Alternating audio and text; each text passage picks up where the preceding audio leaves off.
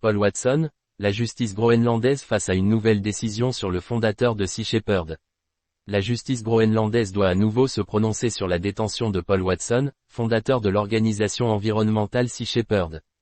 Arrêté le 21 juillet 2024 à Nuuk, Paul Watson est sous le coup d'un mandat d'arrêt international émis par le Japon, qui demande son extradition pour des accusations remontant à 2010. L'affaire suscite une mobilisation internationale et met en lumière des enjeux diplomatiques complexes.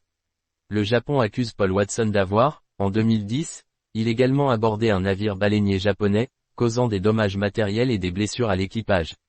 Si l'activiste est extradé et reconnu coupable, il risque jusqu'à 15 ans de prison. Pour Watson, cette accusation est une tentative de réduire au silence ses efforts pour protéger les baleines des pratiques controversées de chasse menées sous prétexte de recherche scientifique.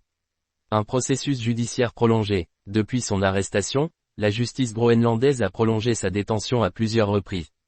Le 13 novembre 2024, un tribunal a décidé de maintenir Paul Watson en détention jusqu'au 4 décembre.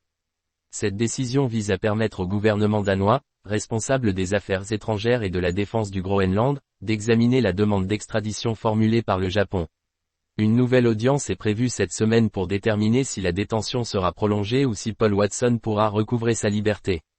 L'arrestation de Paul Watson a provoqué une vague de soutien mondial. Des personnalités publiques, dont Brigitte Bardot, ont plaidé en faveur de sa libération, appelant même le président français Emmanuel Macron à lui accorder l'asile politique. En France, des manifestations ont été organisées pour dénoncer une éventuelle extradition vers le Japon, perçue par ses partisans comme une manœuvre politique visant à punir son militantisme. Une décision politique en attente. Le gouvernement danois, actuellement en charge de l'examen de la demande japonaise, joue un rôle central dans cette affaire.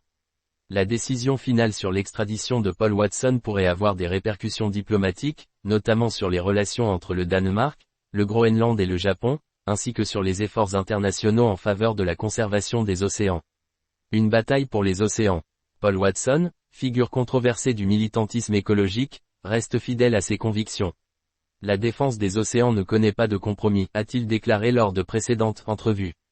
Pour ses soutiens, son arrestation illustre les risques encourus par ceux qui défient les puissances d'intérêts économiques et politiques au nom de l'environnement.